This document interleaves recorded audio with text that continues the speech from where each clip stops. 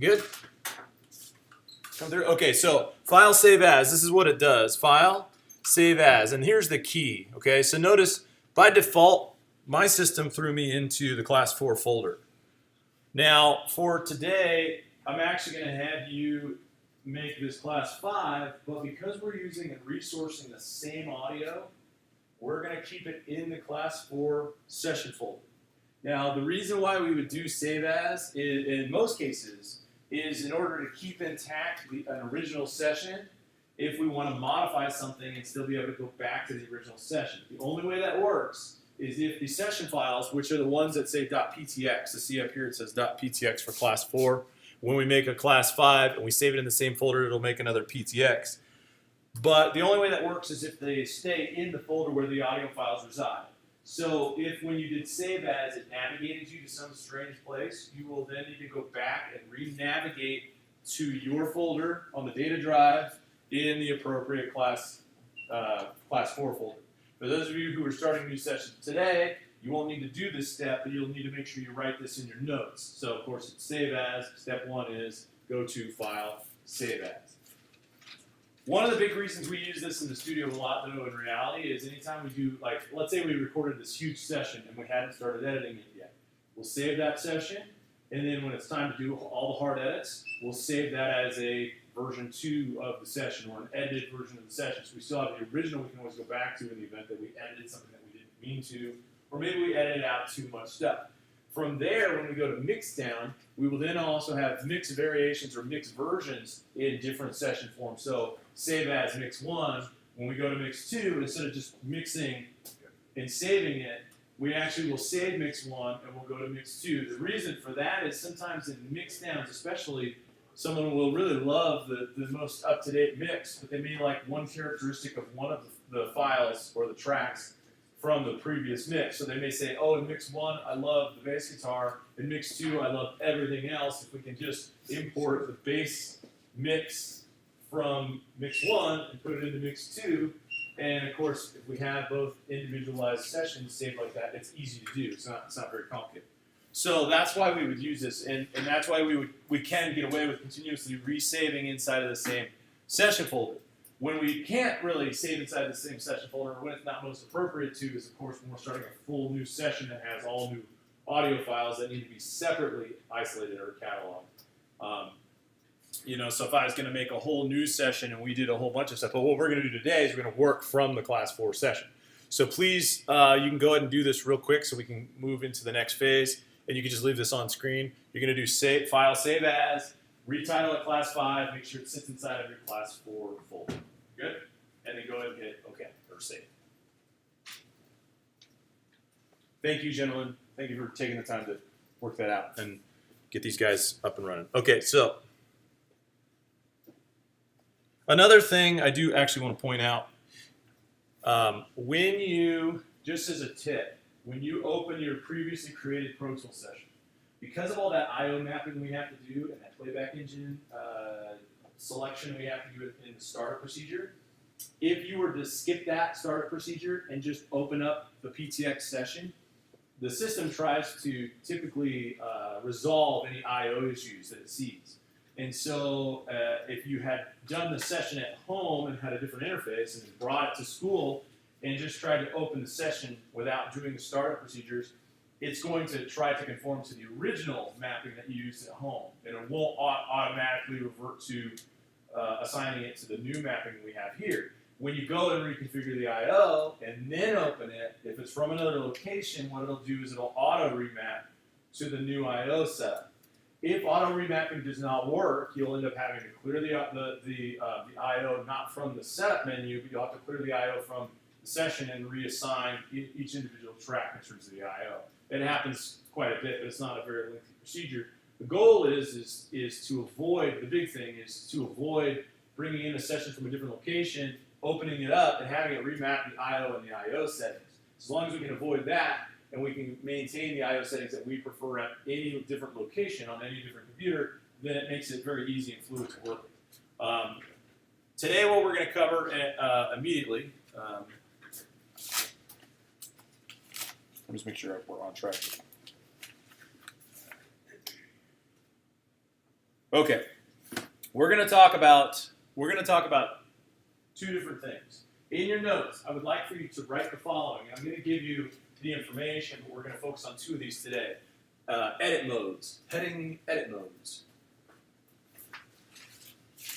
Now there are several different edit modes.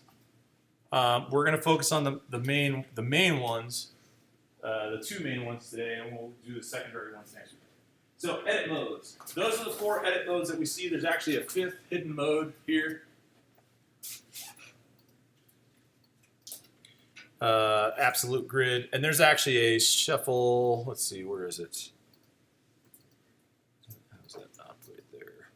Oh, it doesn't seem to do it. Oh, it is. There's a shuffle grid combination mode. But let's talk about these from the start, and we'll focus on our first 2 today. So essentially, the four main edit modes that you see here, and there's a 5th hidden in the grid, like sub-edit mode, are slip, grid, shuffle, and spot. And you can see those in the top corner there. If you just write those down with room to write a definition behind them, we'll define them real quickly, and then we'll move on to the 2 that we want to use today that are most frequently used by most users. And it just depends on what you're doing. So slip, grid, shuffle, and spot. Now you need to know these edit modes because we brought in some audio. We're going to edit it today, but in order to edit it effectively, we have to know which mode we're in. Okay? So slip, grid, shuffle, spot. Let me know when you guys you got that, because we're going to define the first 2. And I'm just going to give you very street language definitions here that will hopefully click with you. All right, slip mode. You can move anything, anywhere, in any frame of time. All right, so slip mode, anything, anywhere, in any frame of time when you're making edits. And this is in the edit window, so when I'm talking about these edit modes, it's when I'm talking about what you can do with the clips, how you can edit the clips and move those waveforms and MIDI and stuff around. So in slip mode, anything, anywhere, at any time. So slip mode is whenever you need to manually drop something into a position. Okay? Grid mode only allows moves to be locked to the grid. So essentially it only allows moves to be locked to the grid. Now, you don't have to write this down, but it's a user-defined grid. You will choose the grid. So it's not like you're oblivious to what the grid is. You actually choose the grid. If we do that at the early onset of the session, then it makes life easier. So it's locking to the grid. All of your moves are forced to be locked to the grid, which means you can't drop it anywhere. You can try to drop it anywhere. It'll drop it to the nearest neighboring grid. Okay? In shuffle mode, essentially what shuffle mode does is shuffle mode moves all items to the farthest leftmost in time. So shuffle mode moves all items to the farthest leftmost in time. Shuffle mode, you don't have to write this down. Shuffle mode is awesome for voiceovers. Shuffle mode is the easiest way to do voiceovers. Because in voiceovers, they're a little bit oblivious to time frame, and they don't have to be forced to a grid. But again, you're going to see these shuffle mode and spot mode we'll do next week. Today we're going to do slip and grid. Spot mode requires a specific, you can write this down, spot mode requires a specific spot sync point. So spot mode requires a specific spot sync point. Spot mode requires a specific spot sync point. So spot mode is designed for post-production, film, Foley, effects, dialogue. What happens is if we were working on a video and we could see that at a specific frame an explosion starts, that spot sync point would be on the timeline. We would see it in the main counter, and we'd be able to say, okay, at a minute and 13 seconds, or at frame 205, at that exact point in time, that's where that edit needs to take place. So spot mode allows us to be able to drop in particular edits and file clips immediately to a location in time without having to guess it, essentially. So does that mean like we can do like multiple edits on one track, but it's be in different times? Yes. Oh. Absolutely, yeah. So in the tracks, you can do lots of. I mean, there's a lot of different edit variations you can do per track, but you can actually use each of these modes simultaneously, or I should say simultaneously, in accordance. They have to be done one by one, but they can all be edited in that format on a single track. When you say editing, you mean Editing could be anything from cutting a file up, making it shorter, making it longer, deleting parts of it, essentially doing fades, things like that, mixing it up. Let's say that we just, let's just say that I had you all read a sentence, okay, and I decided I wanted to take everybody's voice and chop it up so that everybody says one word of the sentence, so that we all say the full sentence, but it literally goes, I hope you are having a great day today, or whatever, and everybody's cut up that way. All those edits could be residing on the same track. You know what I mean? And those are how you, I'm going to show you some of these things, but that's basically how you clean up the audio. In most cases, and this is a really important thing, okay? In most cases in studio sessions, edits are really, really key to having a professional sounding recording. Edits are very, very key to things like voiceovers. In a voiceover scenario, anybody ever, do a voiceover or even, kind of have that kind of. In a voiceover scenario, typically this is what happens in a voiceover scenario. Someone reads a script, and if they jumble up that script, they just do it again. If they drop a line in the middle of that script, they will not just stop and wait for the engineer to stop and start over again. If they screw up a line, they literally just take a pause and start again. And the editor essentially gets to seamlessly edit that so that it all just sounds like it came out perfectly, but in reality it was done over a period of time and it had a lot of variations and a lot of versions so that they can kind of pick and choose which ones they like. Now in reality, go into the studio, edits are made to every drummer, every drum performance, every bass performance, every guitar performance, every keyboard performance. I mean, any musician that plays anything has edits done in the studio, and the only time that you're really fixed and you're not able to do edits is if everybody was playing live in the room with each other without a metronome or without any click orientation, and because of their liveness, they bleed into one another's mics. Then it's very hard and difficult to do edits, especially edits for time, because you'll hear it shift in time. You'll hear like a ghost sound through the bleeding of the mics. But in most cases, if you're doing it as an overdub for most studio sessions, drummer's going to get in there and do 10 versions of the best variations of the song. They'll do a bunch of amazing fills that can be just dropped in to the song as well. Vocalists do the same thing. I mean, vocalists will take weeks upon weeks to get the takes right, and after that time, someone goes in and goes, all right, with the producers and the client, these are the best vocal takes. Let's chop them all up, put them all together. In most cases, every vocal version that you've ever heard go to radio has been pieced together line by line. And it's not because they can't perform the lines, it's because they're looking for the best, most, if they're doing it correctly, they're looking for the best, most emotionally attached version of the performance. There's performing it well, and then there's taking it to the next level where it actually has that it factor. So, like a lot of times, you're literally every phrase has been cut up and put on. And even beyond that, a lot of the best vocalists out there have really poor sense of timing. So every time you ever hear them land on a beat, most of the time it's nudged as an edit. When does it make sense to be live recording all at once? It makes sense if it's a time constraint. It makes sense if the group has the ability to do live, or if that's kind of the vibe they want to have. There's an artist, Brandy Carlisle. They did a live, and she's actually pretty large in the more folk acoustic community. But because of her band style, it's a very more folk-oriented band with some electric guitar and still drums and things like that. But it's very earthy, very natural. They did an album, 4 or 5 years ago, and they did it all to analog tape. And they did all those cuts live, all standing in the same room. They wanted that vibe. But then on the next album, they go back in and do overdubs. They're like the standard. So it just depends on the vibe. In reality, like what you're really going for. In most cases, it's very difficult to in the live setup. It's very difficult to be experimental, and a lot of artists like to get in the studio and create the experimental. So in order to do that best, they prefer to record separately and try crazy things and do amazing edit, things like that. So anyway, so the two we're going to use today, slip and grid. Okay, so let's start off in slip mode. And what we're going to do is if you could just, again, you're going to jot some notes down, but I want to talk about what slip mode does and how slip mode reacts to your main tool sets, because then we're going to take it from slip and we're going to drop into grid mode and see the real difference here, okay? So first things first, let's talk about our main tools over here.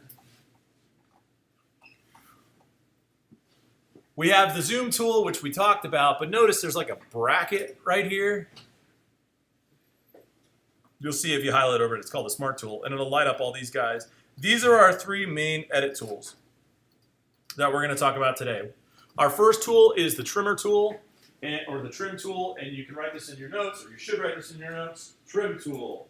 This is how we essentially trim an audio file or trim a MIDI performance.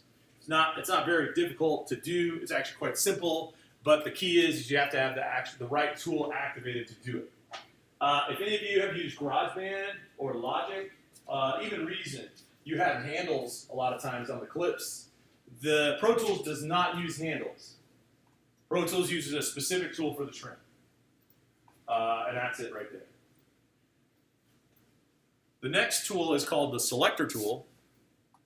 And this helps us navigate selections of pieces or areas of audio.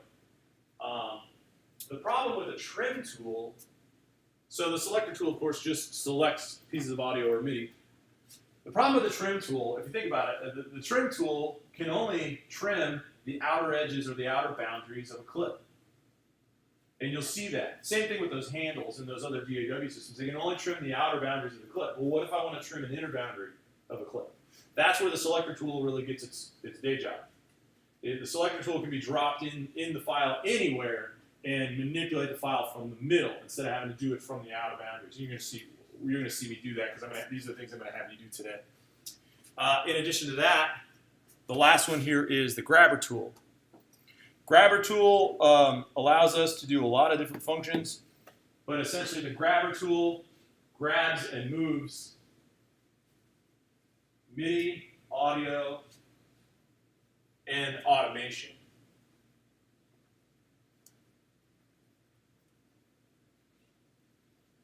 Now these are all very functional elements, but they kind of mean nothing until we use them.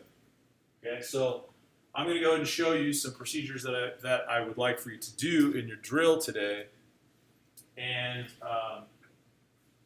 then you'll kind of see how this works out. So first thing, actually, before we go there, this will help you. The first thing I will note is that your counter, your main counter above, this is called the counter. So I would write in your notes, counter. In your main counter, this is where you choose what time frames you see. And when you go to your grid, a lot of times your grid is designed to follow the main counter's resolution, or not the resolution, but the counting time frame that it uses. So the main counter is going to be important to you. Remember I talked about anything, anywhere? A lot of times when you're moving in slip mode for anything, anywhere, you're either working in bars or beats, or minutes and seconds, and oftentimes. But what's really crucial here is once we go to grid, this main counter, you need to understand that the grid is more likely going to be used in bars and beats for the grid, okay? Whereas slip mode can really handle all of these. When we're using grid, it's most often best to use bars and beats.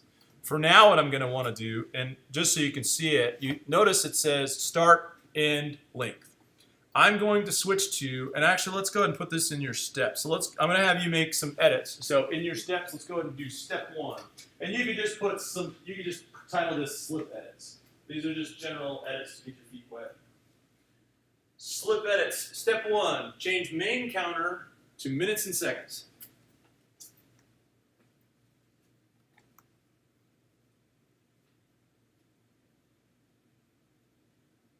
Change main counter to minutes and seconds. Now, notice on the counter it says start, end, and length. See this up above? Start, end, and length. So if I go to minutes and seconds, you can see start is 0, 0, 0, and then there's an end, and there's a length. And if I just hit return, it'll drop me to the front. What we can do here, and what I would like for you to do is step 2, choose a clip. by using the selector tool. So choose a clip using the selector tool. Step 2, choose a clip using the selector tool.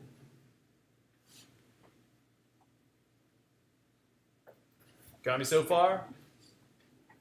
Choose a clip using the selector tool. Click on the clip itself. Step 3, click on the clip itself using the selector tool. So you're just going to click on the clip itself. Notice once you do that, all of a sudden now you see a start and an end. Okay? What I'm going to do is in the next step, I want you to type in to the length. Oh, sorry. Bumped back. Type into the length where it says length 0, 10 seconds. So 0, 1, 0, 0, 0, 0. So that's your next step. Type in to the length on the main counter 0, 1, 0.000. So essentially it's 10 seconds. Okay? Notice once you've done that, there's a highlighted selection of your clip. Does that make sense?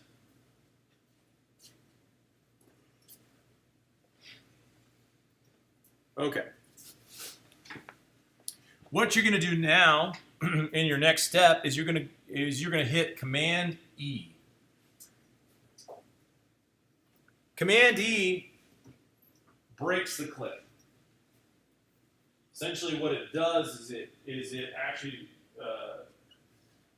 creates a separation in that clip. So Command E is going to break up that clip, that segment. What number are we on? We're about to get to 6. All right, step 6, switch to the grabber tool.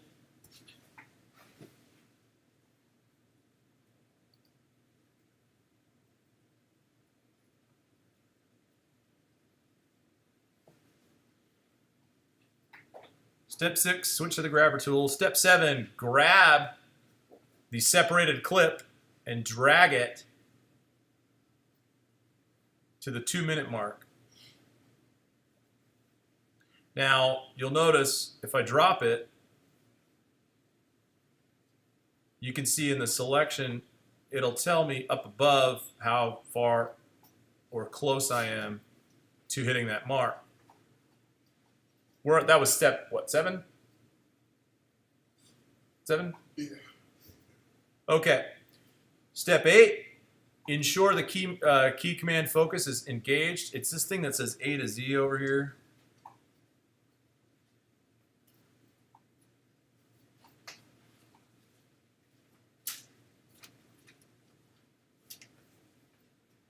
Make sure key command focus is engaged. Once you've done that, so make sure key command focus is engaged. You might just want to draw this little box that says A to Z. It's in the top right corner.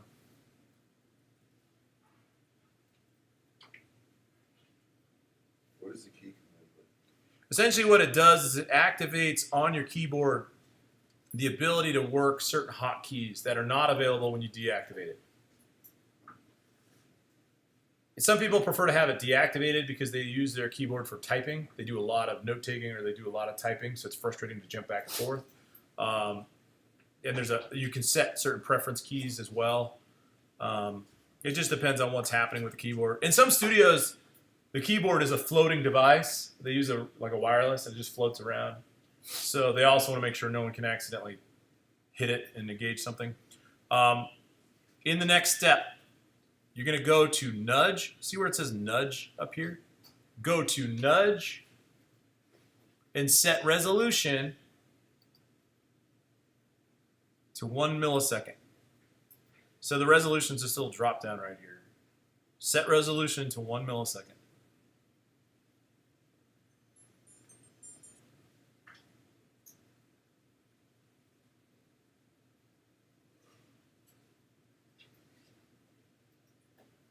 Everybody got that so far? Okay. At this point in time, with the clip selected, the clip should still be selected.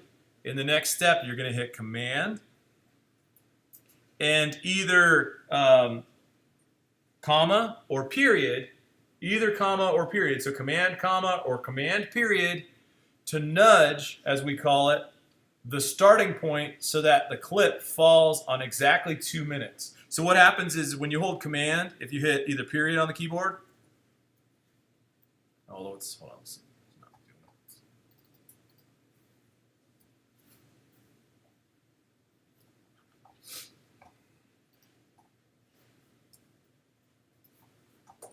it. Oh, is it not active?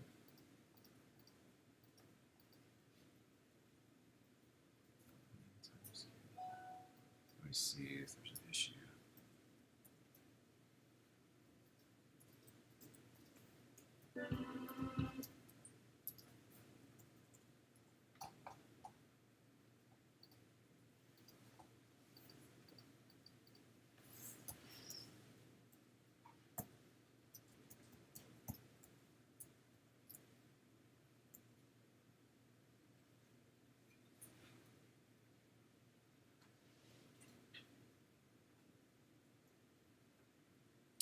Oh, I see. Hold on. With keyboard focus on, you won't need to use command. You could just use comma or period. So in that instance of nudge back and forth, comma or period will work. Notice, I think I was lost in the, oh, there it goes, yeah. Once the resolution's put in, so if you notice the starting marker here, see the start point where it says start? Let's say manually I can only get this close, right? I'm trying to drop it at 2 minutes. Closest I can get to 2 minutes is 2 minutes and 0.003. It's going to give me the opportunity that if I use either the comma or the period to nudge it back and forth until it literally lands on 2 minutes. Does that make sense? At this point, what I'd want you to do is then go, your next step, select the trim tool.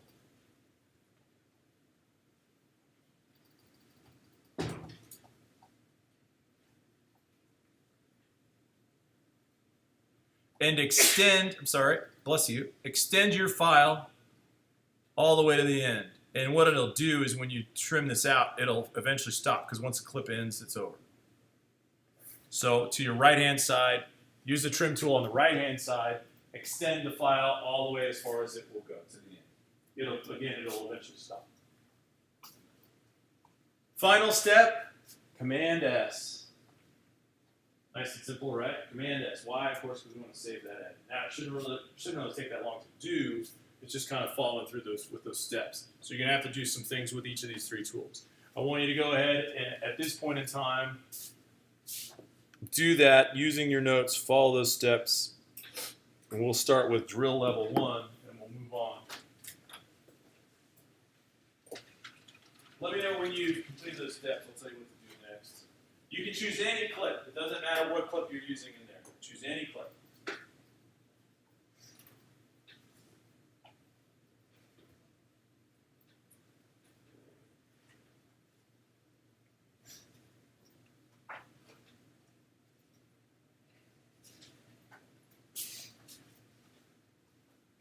Yes, sir. I've been trying to import audio from the Workspace browser, but it keeps giving me it's something about the audio.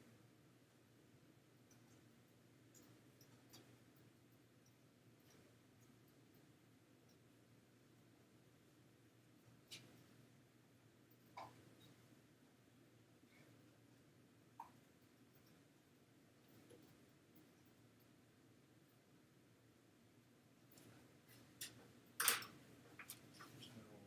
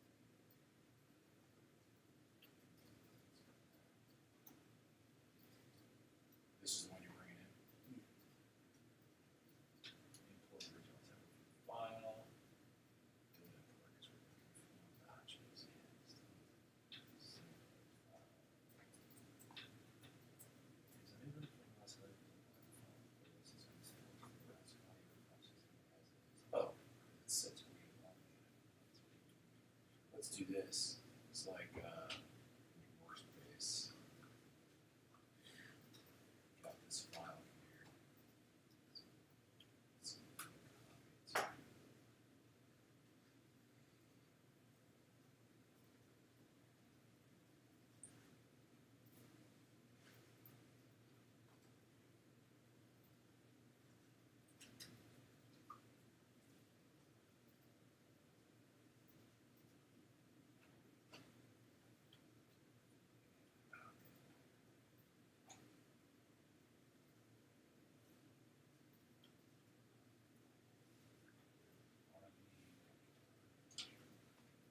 So I think what it needs to be is it needs to be that particular file is saying it needs to be put on a volume you're allowed to have permission for to do that with.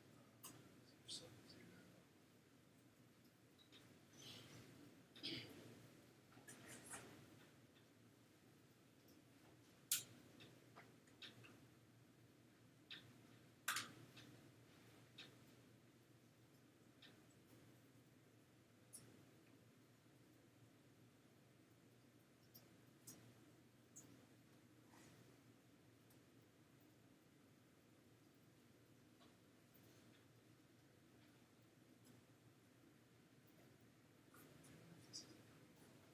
That's what it's not. What did you type in before when you did the search? Just guitar. Let's try to put that.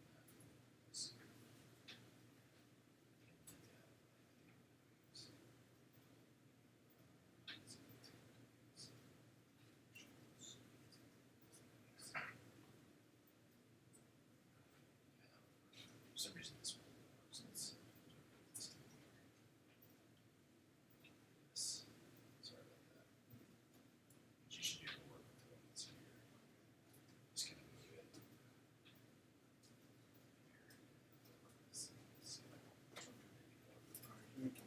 Okay, show of hands who's done. Okay, anybody have complications? I'm just confused on the nudging.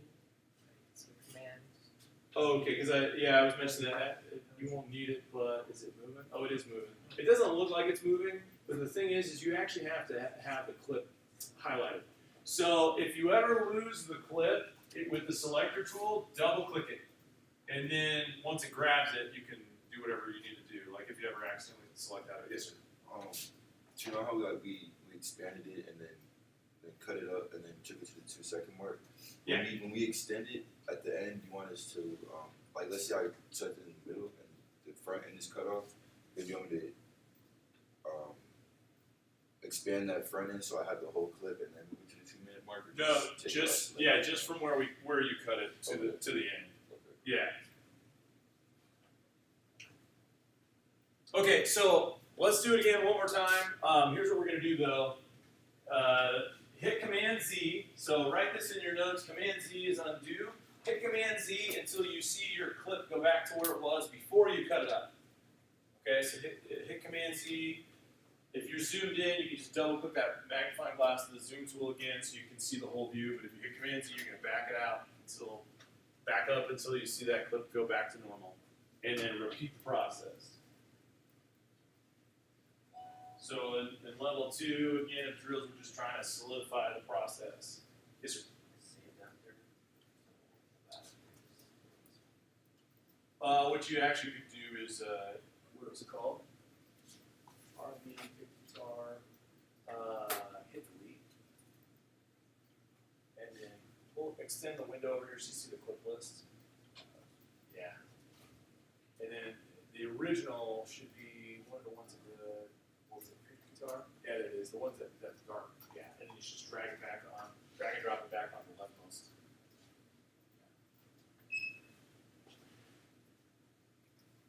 Yeah, perfect. Right, so now you can start. That was the same file, right? Okay. Yeah, that's something I was going to mention once we get through these.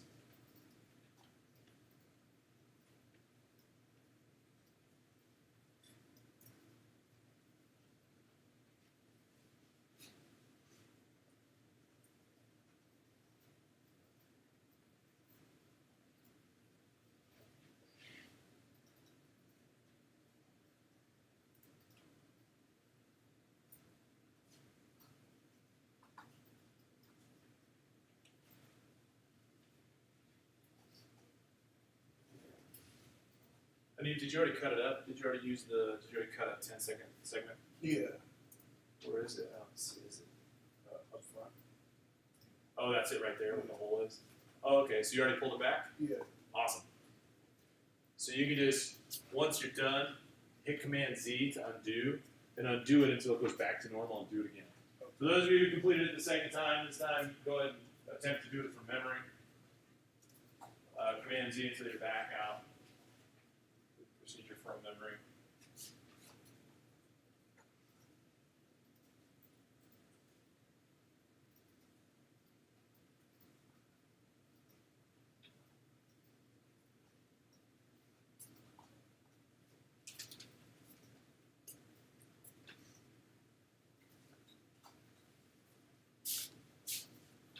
Guys are doing good. Not too bad. Usually, yes.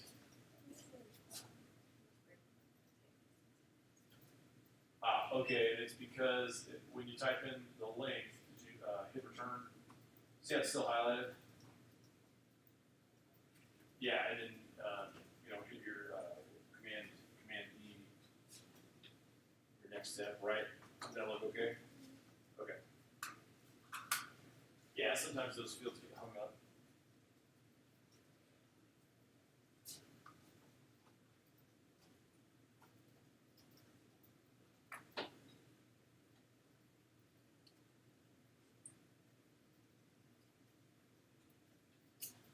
Did you finish your third round? Yes. Okay, awesome. Anybody else finish their third round?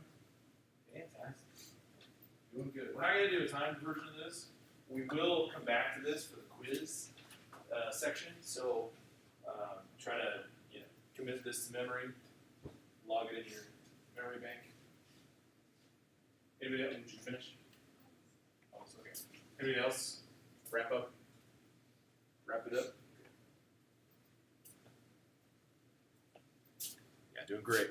Excellent. A couple, about 20 more seconds, and we're going to move on to the grid.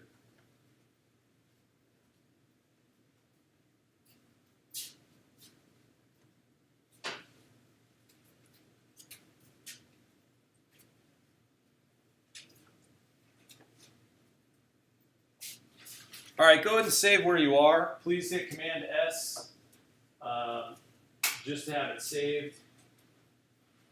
It is important for you to know, we were using Command Z earlier, so let me just highlight something here for you.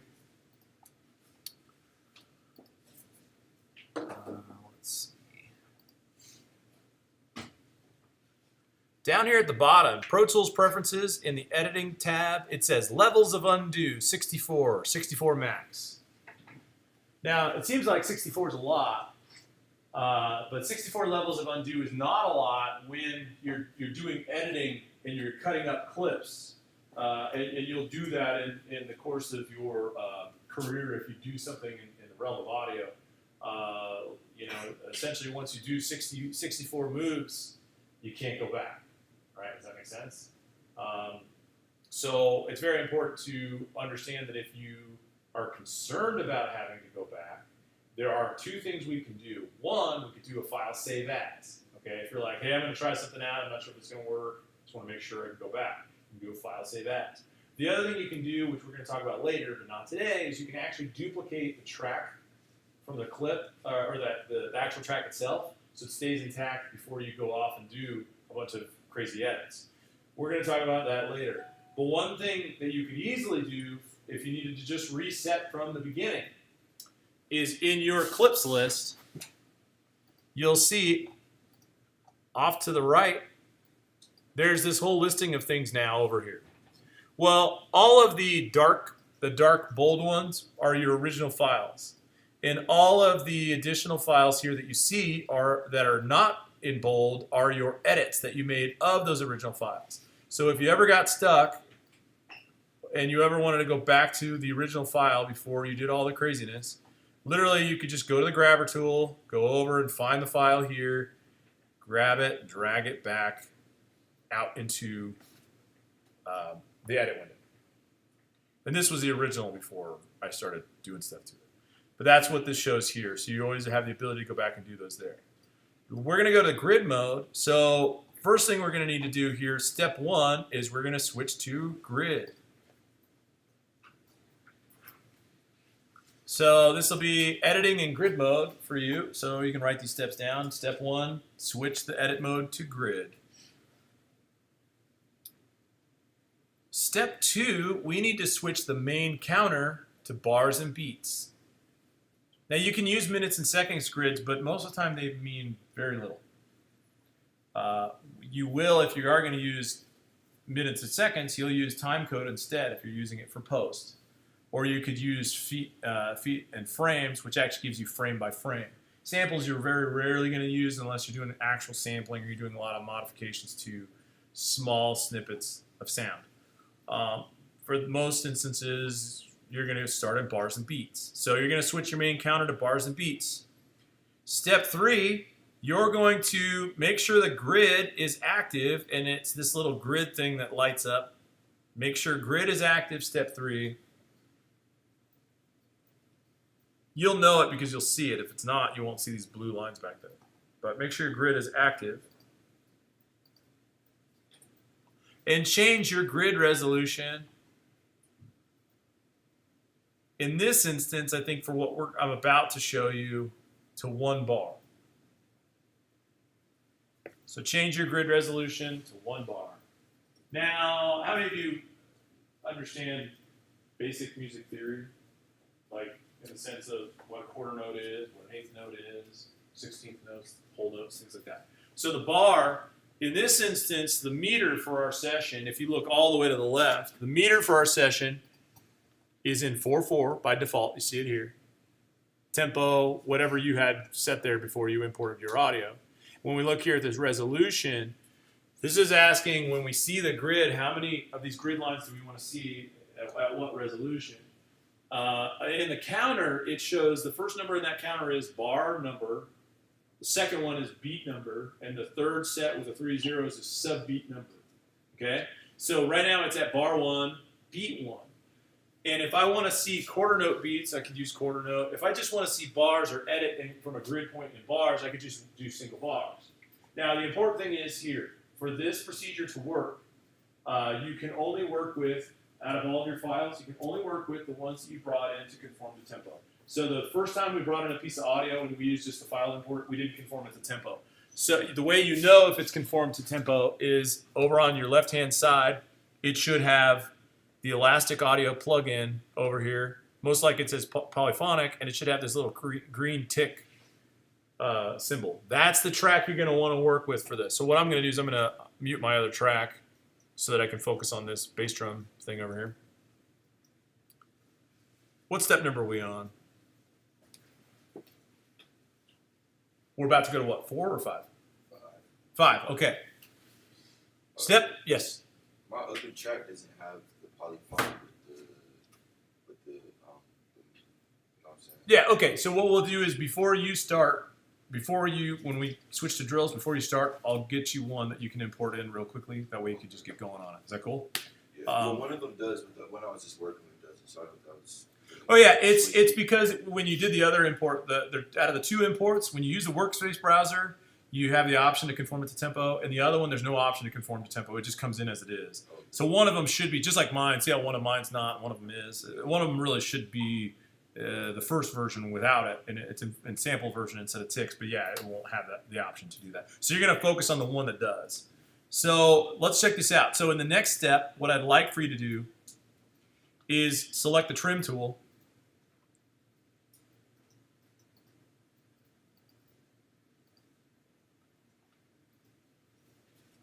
And because I told you to move your grid to 1 bar, sorry, I need to make mine 1 bar, trim your file to bar 2, beat 1.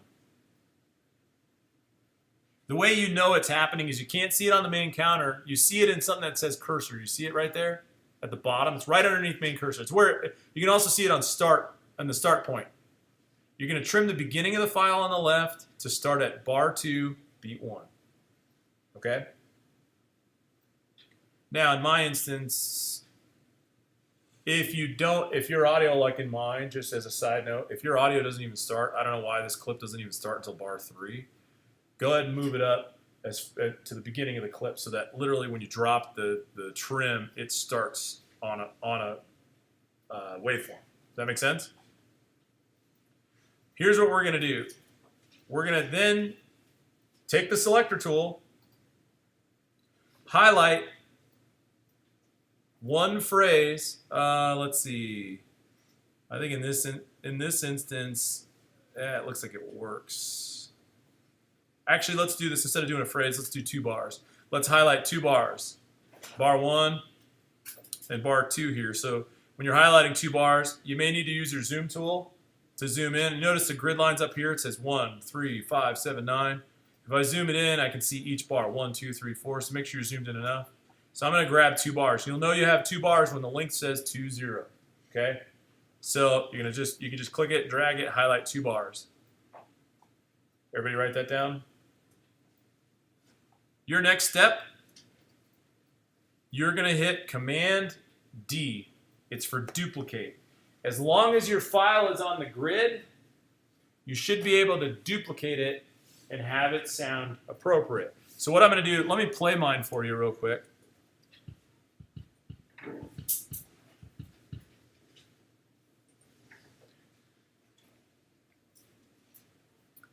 Actually, let me note this before you hit Command D. So Command D is duplicate.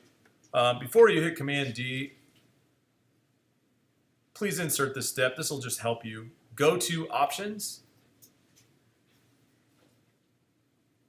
Select Loop Playback. Go to Options, select Loop Playback. What Loop Playback will do is any highlighted region, if you push play, when it gets to the end of that region, it'll just kick it around again. The reason that's useful is before you hit Command D, it's kind of nice to know whether or not your clip's going to loop effectively, or what it would sound like if you did loop it. So when we select Loop Playback, again, before you hit Command D, but after you highlight 2 bars, go ahead and push the space bar to push play and audition it. And what it'll do is it'll kick back around.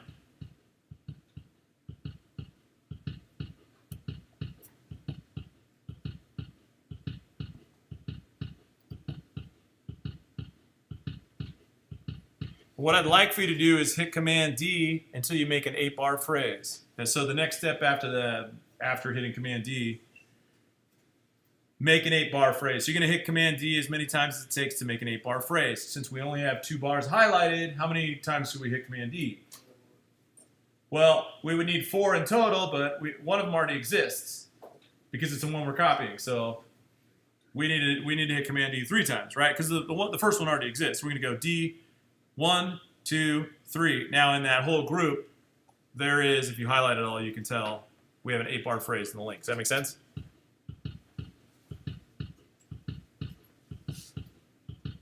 Now it should sound seamless as it goes through, but there usually is an audible clicking, and you can hear it there.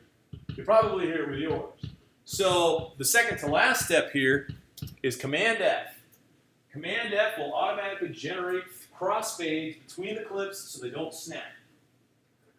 Now, when you Command F across multiples, as long as it's selected like that, make sure you have your whole region selected, or your whole 8 bars needs to be selected. Hitting Command F will do a batch fade. It'll fade all of those groups together. So just make sure they're all selected.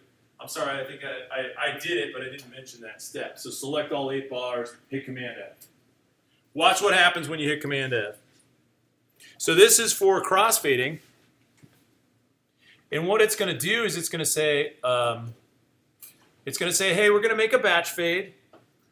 At the very beginning of the clip, we're going to fade in. And any clips that are adjoining are going to be crossfaded. And at the very end of the clip, the last part of the 8 bars, we're going to fade out. Now these fade in, fade outs, if you're wondering, well, is that good or bad, and how long will it be? Down at the bottom, you can see length 10 milliseconds, length 10 milliseconds, length 10 milliseconds. Well, what you could do technically, 10 milliseconds in the middle, totally fine. 10 milliseconds at the front, at the back might be a little too much. It's in milliseconds, so you may shorten it down. So what I'd like for you to do in your next step is change the fade in and the fade out to 5 milliseconds. And all I have to do is type it in. 5, and go to the other end over here over here, and you're going to leave the middle one at 10. Once you do that, you can hit OK. So next step, hit OK. Final step, Command S to save.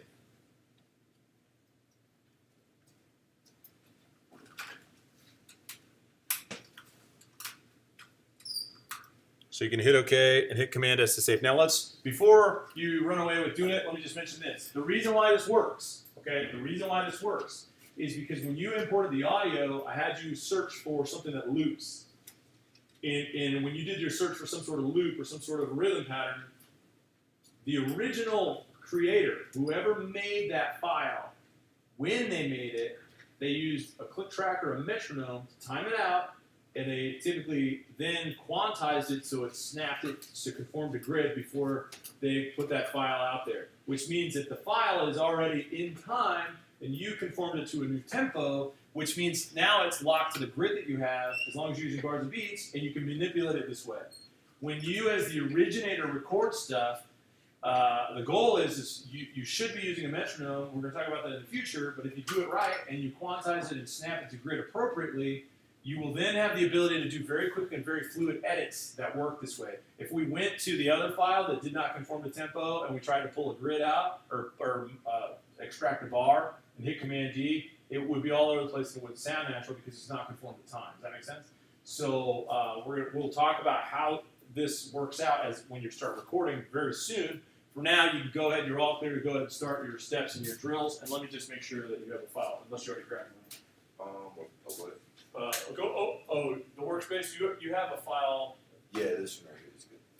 Okay, why is it not active to you? The second one, I don't know. Oh, okay, but the first one works. The first one works. Mm-hmm. Okay, awesome. And this doesn't, this interface doesn't have a adapter for the headphones. Oh, it doesn't. That's interesting. Here, what is your data? Oh, this one isn't. Okay, yeah, I don't listen to. All right. What you can do is, for now, save it and move to the interface playback engine, or go to setup, select playback engine, and select built-in output.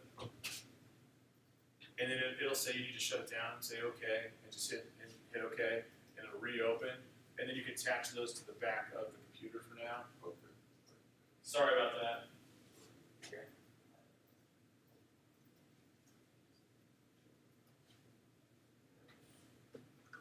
Let's try. Oh yeah, I think yours had the same issue that Neves did. Is when you brought the workspace, you brought a file in the workspace, it was locked.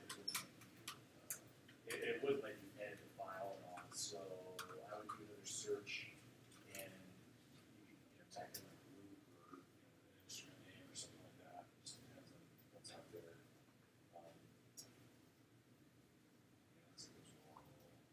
You just slide down so you see a waveform in this column, because all of these are just session files of some sort. Okay, yeah, maybe type in guitar. Is that what you did before? Oh yeah, okay, we'll do that, and then look for something that rhythmically looks like it loops, but looks like that one is locked, because that was the same one that was locked on his.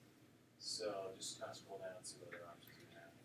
You might want to do one that's not in that's not in this category of these other ones. I'm sure there's other stuff out there.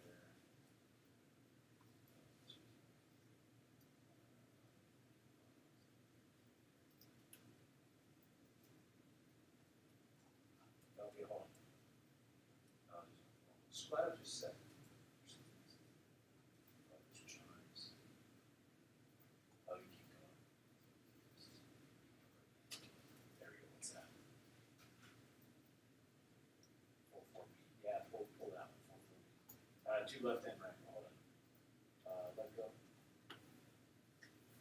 Go back to the window. Go back to the workspace. Actually, do again. It'll leave that one up there, so it'll move the front once it's open. Yeah, it's really fun. And then you slide back up.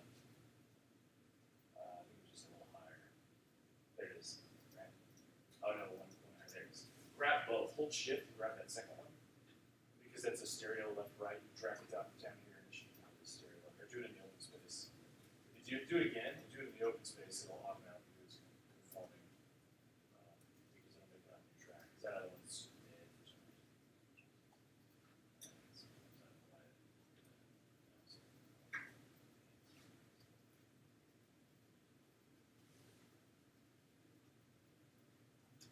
Yeah, do it down here. There you go. Perfect. Oh. Shoot, do it one more time. Forgot something. One more time, drag it back in the open space.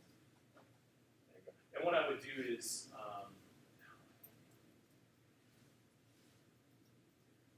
oh, it did. Okay, I see. So what you're gonna do is solo this, so you're not hearing the other ones. You can do that little S button right there. Yeah, there you go. Because otherwise, you hear all those other versions. Now you should do it. Sorry about all that. Anybody having issues? Yes, sir. Is my clip long enough? Because I don't think you can select two.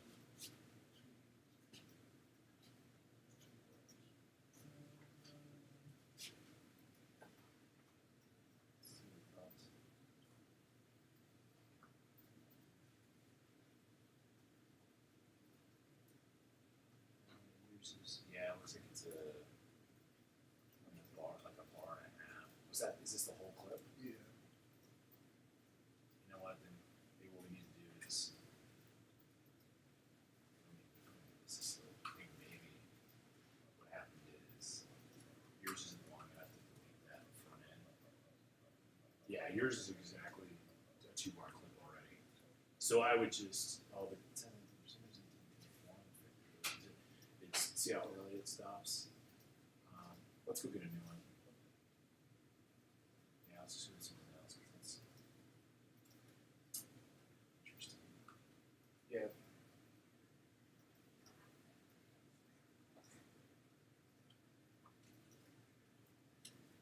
Yeah, let's try that.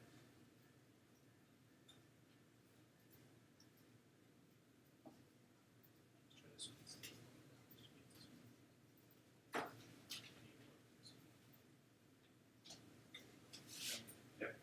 Just make sure you save it. Make sure you guys save it when you're done. What time do we have? Kind of late. 11. Oh, okay, that was quick. Okay, yes. I was just wondering, when I go to the workspace to do a new audio track, Yeah. how do I know if it's going to be like the polyphonic with the metronome on the side? As long as the metronome's lit up in the workspace at the top, it'll force conform to the tempo. The catch with the conforming tempo is when you bring it in from the workspace, you have to drag it into that open gray area in the edit window. If you drag it on the previously existing track, if the previously existing track does not have the elastic audio thing on, it won't do it. Okay. So you got to drag it to the open space. How many people have completed the process? Okay. I think due to time, shoot. I really wanted to give you guys a little more opportunity to quiz on this. So let's do this. Because of time, let's have you repeat the procedure, but instead of selecting and using from bar 3, let's go ahead and use from bar 1 as the repeated motion point. So if you undo it until it goes back to what it was, instead of cutting it or trimming it to bar 3, go ahead and start with the first 2 bars of the loop and use that as what you're going to Command D to do the duplication and then prospect.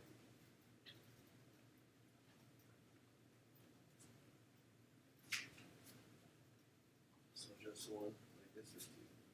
Yeah, you'll still do 2, yeah. Okay. Yeah, it's just instead of jumping at bar 3, we're going to start from bar 1. Okay. Cool.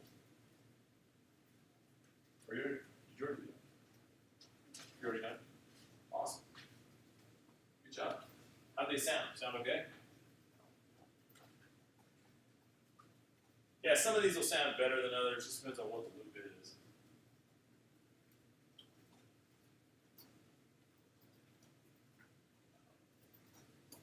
Yeah, cool.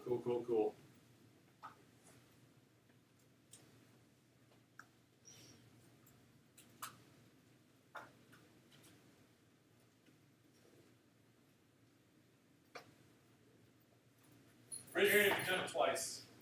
Done twice? Done twice? Okay. twice. Once you've done it twice, you can go ahead and save and close down your session. Wow, it's already Wednesday, huh? Yeah, so Monday next week, we'll have to. What I want to do is get you in a rhythm of this. If you're ever going to do audio, like professionally, this is something that has to be second nature. Most people get their first job doing nothing but edits. So you'll spend thousands of hours just editing stuff. So we're going to try to kick through this on Monday. We'll probably kick off our day with having you guys do one more round of both slip and edit, and then we'll move to spot and shuffle using like some more tools. But I mean, the editing process is actually quite fluid. It's very simple. If I had to choose a DAW to make music with, I would choose, Reason or Ableton or any one of those kinds of things. But when it comes down to editing and mixing, Pro Tools hands down just is a more powerful engine. It gives you a lot more versatility. And so editing is like a really big thing about what Pro Tools has to offer. Do we have any questions from today? Everybody kind of follow that editing procedure? Anybody confused why we would edit? No? I mean, yeah, we're moving stuff around and getting it in time. Okay, excellent job. Reminder about next week's events. I'll see you Monday, and then the Tuesday that follows, we'll be doing that stuff with the talking about the program announcements for music technology in the studio at 1:30, and then at 2 o'clock we'll have the SSL truck parked out in front of the building, so you guys can check out some really large format analog console equipment, which is awesome. And then the Vegas Music Summit event is tomorrow and Friday. If you had the opportunity to register to get on there, did anybody of you register for it at all? Oh, you did. Yeah. Did it work out for you and everything? Yeah. Awesome. Okay. Yeah. As of this morning, I saw that. I don't know if they'll open it back up, but this morning when I checked it out, we were out of free passes. So I'm glad you got in on it. Sorry, bud, but you can always email them and say, hey, I'm a student. Vince told me maybe I should email you and see if there's availability for any more free passes. That's a good way to go because I know the guys that run this stuff. They might just say, oh yeah, just figured there weren't any more takers. But anyway, that should be a cool event. So definitely go down there, connect, get some people's contact info, and check out that stuff. So I'll see you next week. Have a fantastic weekend. You guys are great. If you have any questions, let me know. I wish I could. Yeah, good job. What's that? I wish I could have gone, but I'm getting my wisdom teeth. Oh, geez, yeah. Poor guy. Yeah. Oh, man.